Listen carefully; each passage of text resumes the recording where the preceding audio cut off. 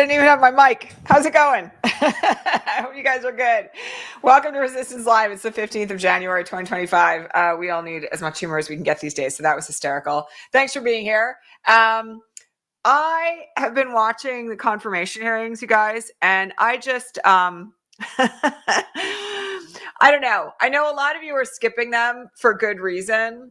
I have to tell you that the true nature of the cluster that we are facing down becomes very, very apparent if you tune into these hearings at all. And I personally will just tell you that the Pam Bondi one has been particularly rich this morning. But there's a number of other confirmation hearings going on today that are equally, if not maybe more significant. And from the standpoint of where we all sit, it's important that we know what's coming down the pike. Because the one thing I will say in the aftermath of Pete Hegseth's hearing yesterday, which we will talk about a little bit more, is that it looks like most of these people are going to get through. And that in and of itself is quite disturbing. I know I told you all yesterday, you got to call your senators. You have to, no question. So it's a wild morning. All right.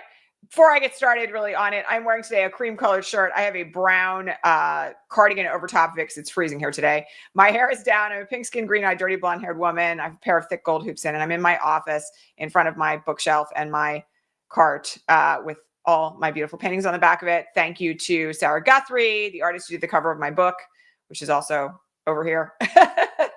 And I'm coming to you, as always, from occupied Muncie, Lenape, and Mohegan land. So let's just talk about what happened yesterday in Pete Hegseth's hearing on full, because to be honest, it feels like some of the more serious issues didn't even get touched upon, like his massive white nationalist tattoos. I will say that he was grilled pretty thoroughly by Democrats on the issues of his multiple affairs, his divorces from his first two wives, now married to the third, the children he has fathered out of wedlock, the rape allegations against him, his various philosophies about why women don't belong in combat roles in the military, his fat phobia, his various perspectives on warrior culture inside the U.S. military, and his lack of ability to respond to anything having to do with his very obvious alcoholism with anything other than the words anonymous smear.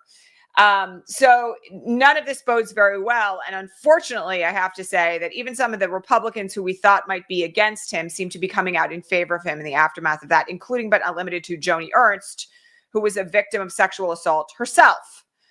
So the idea of him in charge of the U.S. military is frankly horrifying. I just really don't know any other way to put it. It's like I said last night on Blue Sky that he's something like a walking Fox News propaganda point in human form. That's what it feels like.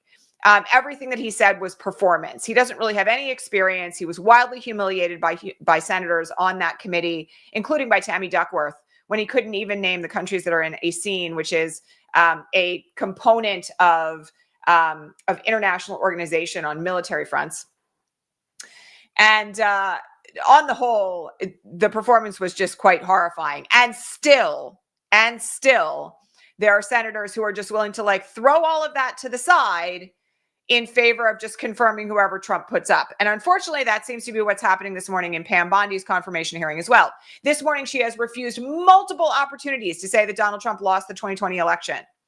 She has stated various things about the weaponization of the Department of Justice in favor of the idea that, for instance, Hunter Biden was given a pass, or Donald Trump was wrongfully prosecuted, or that Russia is all a hoax in terms of its interference in the 2016 election. She has, a great degree of polish, I'll say that. And she is a former prosecutor, and she was the Attorney General of the state of Florida for the last 8 years. All that said, her inability to answer certain questions in a way that one would expect, and also even her rage at questions by Senator Blumenthal about the fact that she ought to be able to say that Trump lost the 2020 election in order to be confirmed, it belies exactly the concerns that we have going forward. She's very well prepped, but I have to say that that's kind of like a no-brainer for me, right? if you can't say that Joe Biden won the 2020 election, you kind of shouldn't be the Attorney General of the United States. And we all knew that this was an issue with her to begin with. And that's not including all of the concerns about her acting as a foreign agent, the concerns about the way in which she has carried out Ron DeSantis's agenda in Florida. There's an awful lot there to be gravely concerned about. And, we're only getting started. Marco Rubio's confirmation hearing is underway this morning, where he said that he thinks that we have to be prepared to deal with China invading Taiwan sometimes in the next decade. I think it's a very frightening moment when Marco Rubio may be the least frightening nominee that Donald Trump has put forward. Yes, and Pam Bondi is also supporting Kash Patel, left, right, and center, endorsing him as the head of the FBI. Again, he has a hit list. Like, he's got an enemies list, which she claims doesn't exist, but we know that it's there because it's been published. I mean, she claimed she had never heard the tape of Donald Trump calling Raffensperger in Georgia, demanding that he find 11,780 votes. Lots of things to be concerned about there. So anyway, Marco Rubio's confirmation hearing is also underway. Doesn't seem to be a lot of drama coming out on that one, but there's more. So this morning, we also have John Ratcliffe's nomination hearing underway for the head of the CIA. Oh my goodness. I don't even know where to start with that one. He's been in Trump's bailiwick for a very, very long time. And frankly, I just have these moments where I just think about these jokers being in charge of like the biggest intelligence agencies, the most influential intelligence agencies on the planet, and all the things that they're going to have access to and where those secrets might end up. And the sheer incompetence of like 99% of the people that he's put forward to hold these roles. It's just really hard to not have a moment of like, oh my God, it's all spiraling the drain, which is not my usual MO here, right? I mean, things look very bad right now, as I've said many times this week. And simultaneously, we do have to continue doing the work. We have Russ Vought, who, by the way, is one of the principal architects of Project 2025, in his confirmation hearing to head the OMB, the Office of Management and Budget, which, by the way, is responsible in part for how money is allocated, and also in charge of like, hiring and firing and all that other kind of stuff inside the federal government. That nomination has slid under the radar. I have to say that I actually find that one to be among the most terrifying, because he's there to carry out the agenda of Project 2025 across all parts of the federal government. And he's truly, if you go look at his resume and the places that he's worked before, and the positions that he's held in kind of like American family kind of organizations, right? We all know those code words. It's truly terrifying for him to be in that role. And so, frankly, I don't know why that one isn't getting as much coverage as it should be. But, it's under the radar. The press is not giving it a lot of amplification. It's one of the ones that just like makes me the most nervous, to be honest. So we have that going on. We've got Trump's nominee for energy, Chris Wright, is in his hearing this morning. We have his nominee for Secretary of Transportation, Duffy, is in his hearing this morning. And on we go. So all of this is moving very quickly. And I think a lot of us are in many ways without the bandwidth to kind of follow along with what's happening. The thing that at the moment I'm the most concerned about is that it does appear like just about everybody's going to slide through. And as I said this morning on Blue Sky, the silver lining of this, which is extremely slim, is that most of these people are wildly incompetent. One of the reasons why I'm worried about Russ Vought is that I actually think he's kind of not. I think he's there to carry out the agenda, and he will do it. Other people, Pete Hegseth, wildly unqualified to run the Department of Defense, wildly unqualified, has no idea what he's doing. And, the benefit of that is that we'll see how long these people last, right?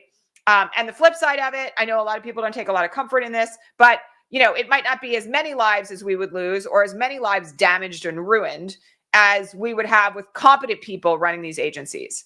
So all of it is very worrying. I mean, again, it's like a moment to kind of like take a deep breath, because we're all really going to need each other in the coming weeks and months. And this is one reason why I've been so focused over the last 2 months plus on teaching people how to organize where they live for what's coming. So that's a very big deal. There is some extraordinary breaking news this morning that happened like literally the minute before I came on the air, which I don't want to neglect, which is that there's now been an announcement from both Israel and Hamas that a ceasefire deal has been reached thanks to the Biden administration. Hostages are going to be released. Both sides have agreed to a ceasefire. I'm cautiously optimistic that this is actually going to come to pass. But this is because the Biden administration has had people at the table trying to get this done. And I have to say that notwithstanding all the comments and concerns about how much weaponry has been provided to Israel thanks to the United States, getting this done is a huge part of Biden's legacy going forward, I think. And my hope is that it actually sticks, because I would very much like it to. And I will also just say that, I think the likelihood of it all falling apart under Trump is not negligible. But all that said, it would be nice to see this over and done with in advance of the inauguration. So that's something to keep an eye on today, which is a very big deal. Okay, we had an event with Nancy Mace and Jasmine Crockett yesterday, if you missed it, where Nancy Mace responded to, I try so hard not to give this woman airtime. I just have to say this, she's obviously a malignant narcissist who's deeply unwell. And I do my best to just not amplify anything that she says, but she challenged Jasmine Crockett to a fight yesterday. After Jasmine Crockett, in a sidelong way, said "child" at her in the context of a sentence. And Nancy Mace went off, I'm not a child. I'm a grown woman. If you want to step outside, blah, blah, blah, blah. So one of the things that I just have to warn you all about is that because the message from Trump's reelection, and honestly from Donald Trump himself since he came down the escalator, is that crazy, wild behavior sells right now, that in many ways there is a chunk of the electorate that wants our government to be like, World Wrestling or UFC.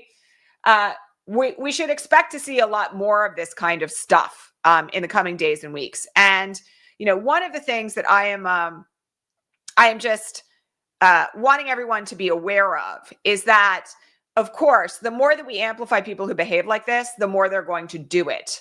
And it's kind of meaningless, right? It's not something that moves the needle in any way other than to get her fundraising underway, which was, by the way, the point that Jasmine Crockett was making yesterday that she got so upset about, that, her campaign coffers are dwindling. And so now she's got to do something outrageous like persecute trans kids again in order to kind of get her donors giving her more money. So now she's created this, incident, which I'm sure she's fundraising off of already. And it's a sign of what's to come. So, the only reason why I'm mentioning it is that I want people to be really aware that we have a role to play in this. Whether we amplify things like this when they happen is a choice. And the less gasoline we throw on the fire of individuals who behave like this, the less money they're going to raise, the less their base is going to get inflamed. And they rely on people like us, including on the left, to amplify their worst behavior and their worst thoughts. So keep in mind that one of the things that strategically we need to think about as we get closer and closer to the inaugural is how much airtime are we going to give these people? Because this is actually something, by the way, that has not just been documented and studied and researched, but also is something that the right wing knows it's doing. When they put out these crazy ideas or they say outrageous things, they know that we are a part of the mechanism that gets them airtime and amplification, because we amplify it with our own outrage, right? That doesn't mean it's not then getting shared to hundreds of millions of people. So keep in mind that it is critically important that we think very carefully about what we're going to share in this era, including in situations like this, right? And if you feel like you have to share something, share it with a context that discounts the disinformation, right? The truth sandwich is always a good thing, right? It's here's the truth, here's the lie, here's the truth. Or if you feel the need to share something because it's just flat out crazy, consider what the impact will be from doing that, right? Are you just giving airtime to the crazy, which then generates more of the same and gives them money and gives them feedback and gives them narcissistic supply? Is that really what you want to do? So be thoughtful about how you're sharing things going forward. Because like I said, I think this is kind of like a trend. Okay, speaking of which, speaking of crazy being amplified, we had a situation in the Minnesota House yesterday, which I have to talk about because I got a question on the Patreon feed about this morning. And it's really critical to where we find ourselves, just to be honest. It was a question about whether or not we're going to see state legislatures empowered to do more insane things, thanks to the things that are being normalized as we head toward Trump 2. And the answer to that is clearly yes. So let me just explain what happened yesterday in the Minnesota House. There was an attempt to nominate a Speaker of the House in the Minnesota House yesterday, which is under a tiny fractional Republican control. And Democrats walked out, which means there wasn't a quorum. And that meant that the Minnesota House should not have been able to elect a speaker. But you know what? They did it anyway. Even without a quorum, even without meeting the necessary part of the rules. They installed a Republican Speaker of the House anyway. Now, in Minnesota, this is maybe not that big of a deal because the Senate is still under Democratic control in the state Senate for Minnesota, and Tim Walz is still the governor. All right. Nonetheless, this willingness to like run roughshod over the rules of order, the requirements for various people to be installed in state legislatures, the willingness to do like what happened in Nashville last year, in Tennessee, where, the Jasons were essentially ejected from the Tennessee House, only to be reinstated by their local election boards thereafter. And Gloria Johnson was sanctioned simply because they stood up to the white Republican Speaker of the House on the issue of gun control and gun safety legislation after a school shooting in Tennessee. This sort of stuff is stuff that we're going to see on the rise because it's a means by which Republicans can exercise control and, hang on to white supremacist forms of power and hang on to power generally, even if the rules technically don't allow them to do it. And so the other thing that I just want everyone to kind of be thoughtful about here, and this is one reason why I've been leaning so hard into local mobilization and local organizing. I mean, for a long time now, but, particularly since the election itself, but really over the last 2 years, is because if you're not paying attention to what's happening on the local level and you're not paying attention to what's happening in the state where you live, the chances of things like this happening increase. And one of the things that we've all got to do is be very aware of what's happening on the local level. Like even here in my town, there's this whole situation going on right now where the person who was brought in to investigate whether or not there had been discrimination on literally on our town council was fired. And now there's litigation going on about it. And it's a big deal. It's a big deal here in the context of like whether or not the town council is effectively representing all of the people who live here. And so, these are the kinds of things that then get translated into policy. They then get translated into what's happening where you live. And so, please pay attention to like local and state politics. It's not just all about what's happening on the national level, even though like things like Nancy Mace, people like Nancy Mace and others suck up all the airtime, right? So don't forget about the importance of knowing what's going on in your city, county council boards, your town council, what's happening at your school board level, right?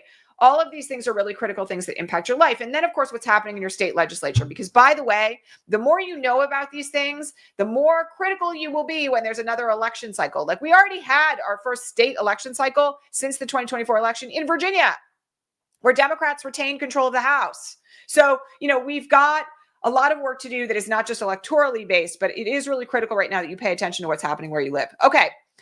That's it for today. I mean, I have to say that I always try to give you guys like a note of hope.